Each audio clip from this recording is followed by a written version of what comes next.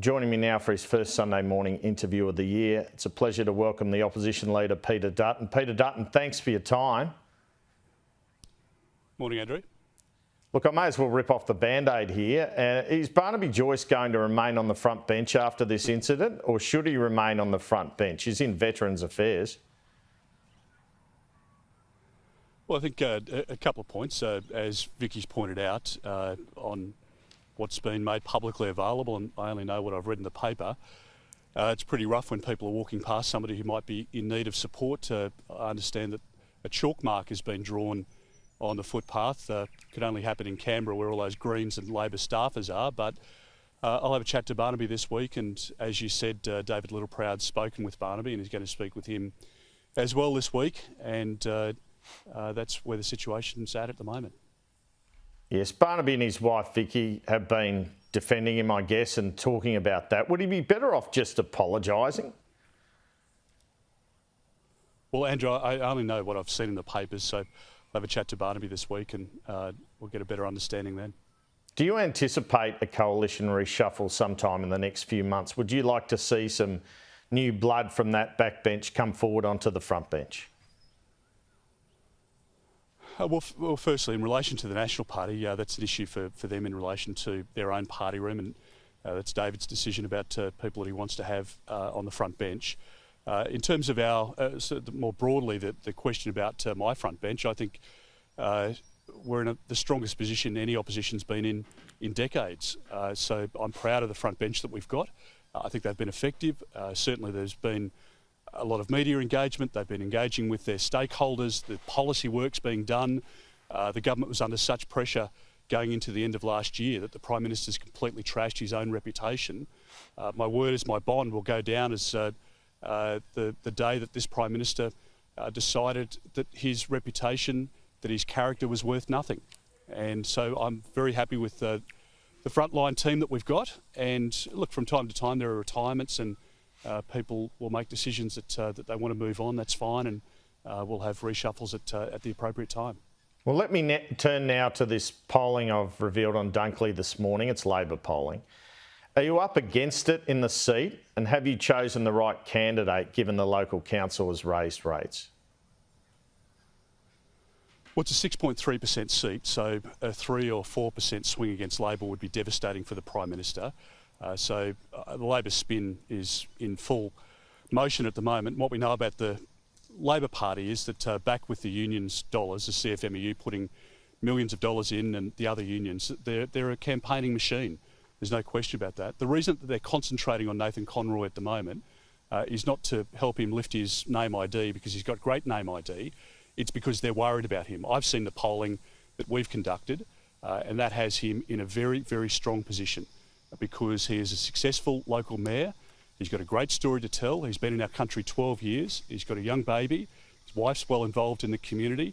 He's a local who understands the reality of young families at the moment within his electorate. And I think the Prime Minister has taken a decision to attack Nathan personally because they know that his numbers are very, very high. And that's obviously what Labor's trying to spin to you this morning, a different version of that. But that's why they're naming him. Otherwise, they wouldn't mention his name. All right, you mentioned polling yourself.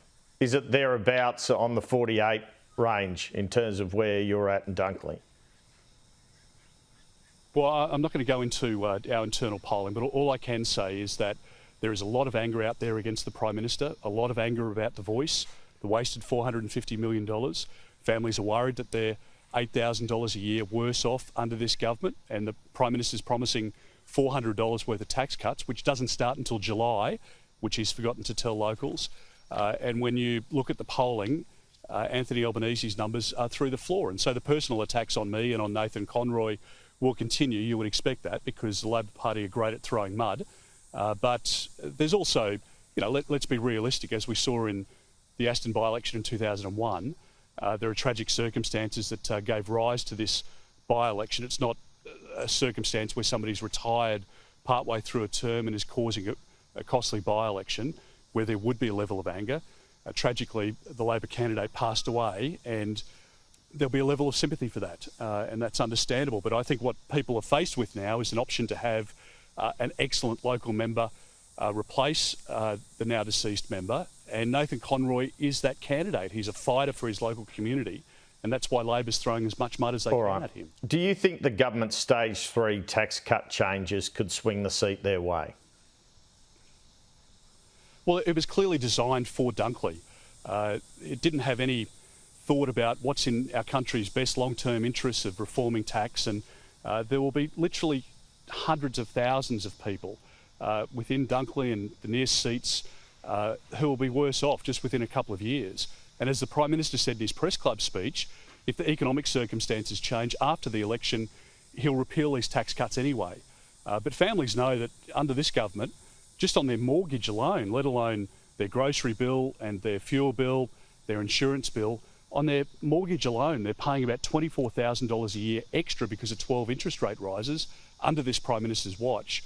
That's about $40,000 of gross income, $24,000 net income to pay their mortgage, and the Prime Minister throwing $400 toward them starting in July.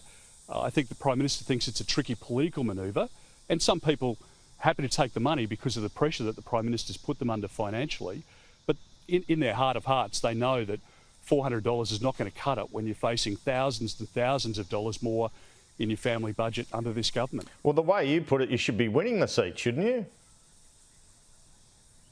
Well, I think Nathan deserves to be victorious because he's a champion in his local community. He understands the pressure that families are under.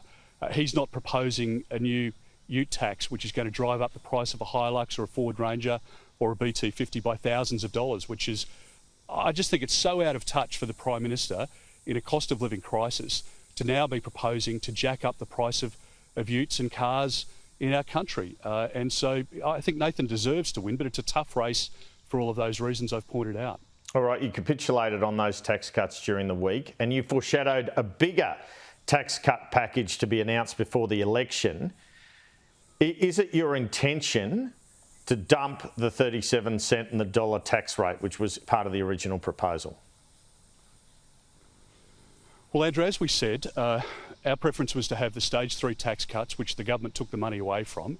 We'd implemented stage 1 and stage 2, which included the low and middle income tax offset. So that meant that we've already provided $200 billion in legislation of tax cuts to people on low and middle incomes. Stage 3 was for people on higher incomes and to try and address some of the bracket creep. So when the government took money away from that plan and they implemented their own version, we decided that we would support that because we don't want to see people lose tax cuts at the moment in Labor's cost of living crisis. But we'll do work on our own policy, which we'll take to the next election. But as every economist points out, the bracket creep is a silent killer, because even if you're in the same job and you're getting a pay increase of 2 or 3 or 4 or 5% each year, eventually just over a couple of years with inflation, the impact of inflation, those wage increases, etc., you're going to creep into the next bracket, and it means that there's less incentive to work harder. It means productivity goes down. And look, Australians know that the coalition is a stronger economic manager. So you want 37 cents? 2 budgets to make decisions. Sorry, the question was, do you want the 37 cents in the dollar gone? That particular tax threshold? We've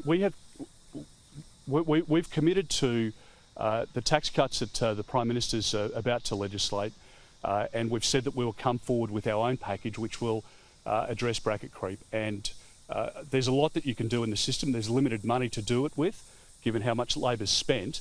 And part of the problem, of course, at the moment is inflation, which is of Labor's making, as the Reserve Bank Governor has pointed out. We've got higher core inflation here than any other G7 nation. So there are a few issues that we've got to balance, but do we want to get tax down for all Australians? Absolutely. Are you thinking about, and you're only thinking about it, I appreciate you don't have a policy, are you thinking about the same in terms of tax cuts at the top end for stage 3, or would it include bigger tax cuts than stage 3?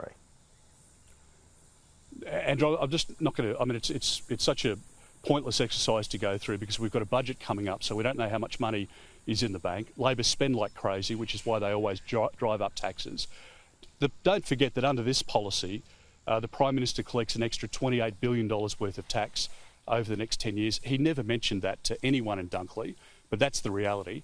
And there are other inherent flaws in the tax system that you would want to address as well. So it depends on how much money we've got, what the fiscal position is, where inflation is by the time of the next election, and we're still 12, 15 months away from the election. So I just think it's futile to try and speculate on how much money we've got to apply to tax cuts. But instinctively, our desire is to support people who work hard, make sure that they keep more of their money. It's good for the economy. It's exactly what worked in the Howard Costello years.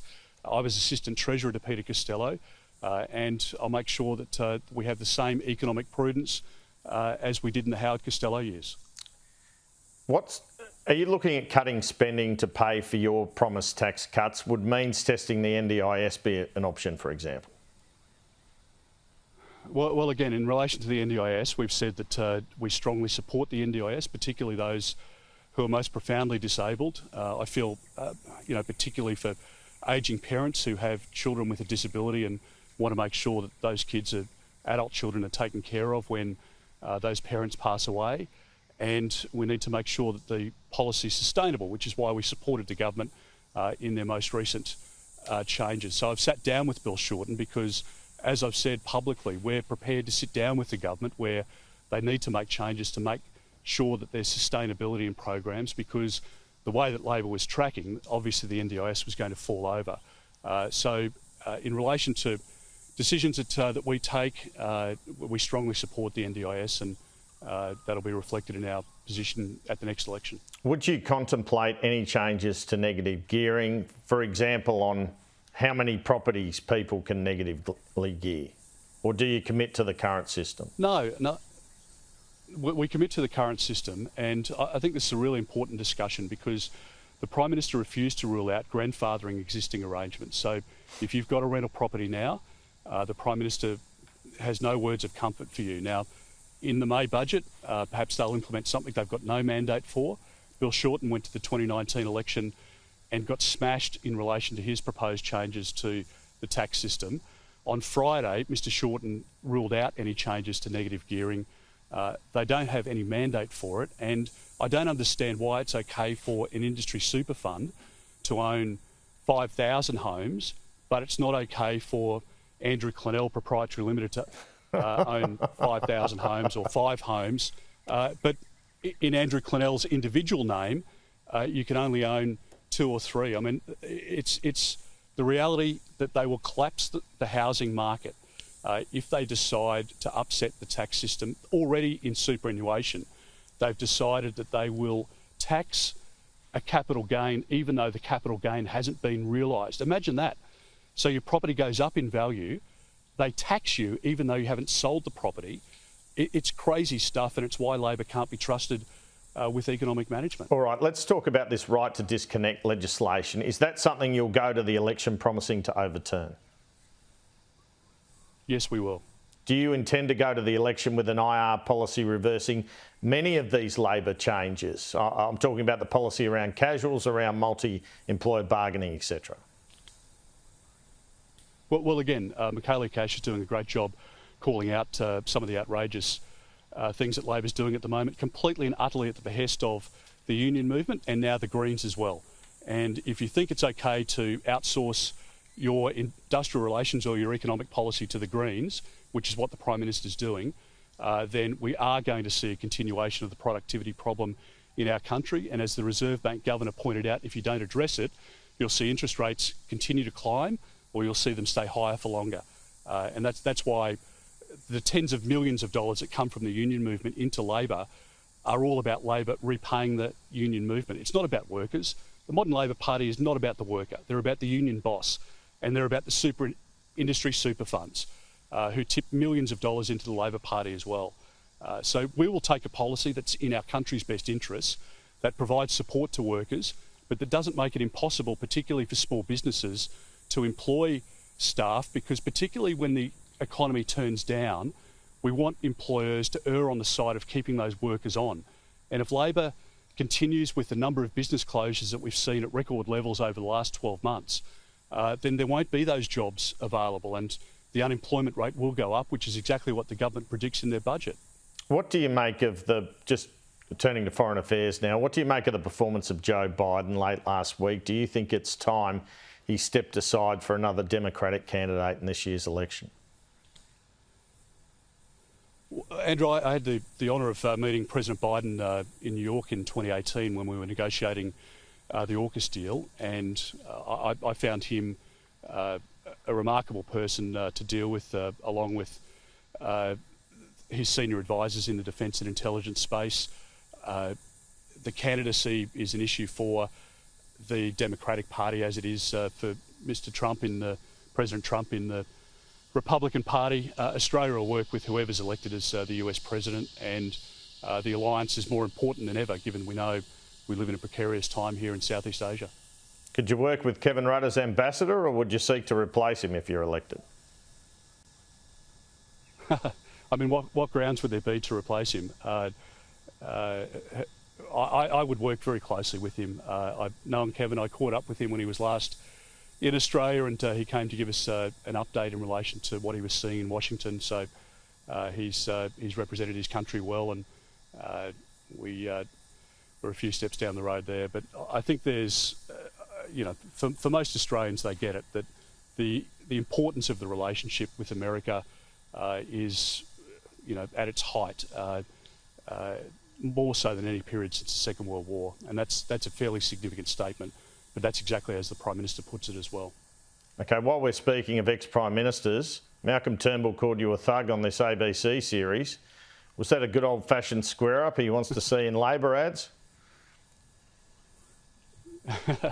Look, I spent a lot of time with Malcolm Turnbull, Matthias and I, and Christopher Pyne, a few others, helped that government survive, probably longer than it should have in hindsight. So we helped with a lot of political decisions that, despite good intent, Malcolm just didn't have the capacity to make. I heard him describe a lot of people, and to be honest, thug is probably one of the nicest things I heard him say about most people that he described, including many of his friends. So I think most people have moved on from that era so much it's not funny. And I think when you look at Julia Gillard or you look at John Howard, these people have moved on with grace. And I think Julia Gillard's, even though she wasn't a great Prime Minister, if by any objective analysis, she was a decent person. She honoured her party. She gave credit to her successors. She did everything she could to keep Labor in power or to win the next election. And she's conducted herself with great grace and dignity since then, and her reputation's only been enhanced. So there are different models that people can adopt. I think that's frankly, the more dignified one, but people conduct themselves according to their own personalities and, what happened in their childhood and the rest of it. That's all, I suppose plays into it. But there are different models people can pursue, and each their own. Mr Dutton, just briefly and finally, what do you think of the suggestion Anthony Albanese might seek to appoint an Indigenous Governor-General this year?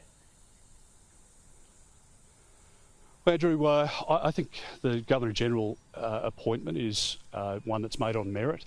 There are many people within the Indigenous community who would be with merit and would be in consideration. There are some great Australians otherwise, including some former politicians, even on the Labor side, who you could quite easily contemplate for that high office. Liberal and Labor have made appointments based on what's in our country's best interests. You don't want an advocate in there. You want somebody who doesn't have a track record of having, been a partisan player in politics or having made disparaging remarks about one side of politics or the other in recent debates, particularly the Voice debate, which did divide the nation unnecessarily, and the Prime Minister, I think, lives with that regret every day. So there are different people who could be contemplated, and we're happy to work with the government and have conversations about who is a candidate that might, be supported on a bipartisan basis.